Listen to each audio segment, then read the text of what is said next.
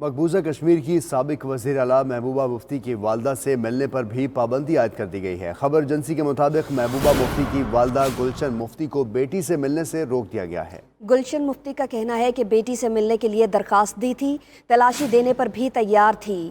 محبوبہ مفتی کی بیٹی ثنا مفتی نے بھی وزیر داخلہ کو خط میں کہا ہے کہ مجھ سے بھی مجرموں جیسا برتاؤ کیا جا رہا ہے، مسلسل نگرانی کی جا رہی ہے، کشمیریوں کو جانوروں کی طرح قید میں رکھا گیا ہے، سچ بولنے پر مجھے جنگی مجرم جیسے برتاؤ کا سامنا ہے۔ آپ کو بتا رہی ہیں کہ مقبوضہ کشمیر کی سابق وزیر اعلیٰ محبوبہ مفتی کی والدہ سے ملنے پر بھی پابندی عائد کر دی گئی ہے۔ خبر ایجنسی کا بتانا ہے کہ محبوبہ مفتی کی والدہ گلشن مفتی کو بیٹی سے ملنے سے روک دیا گیا۔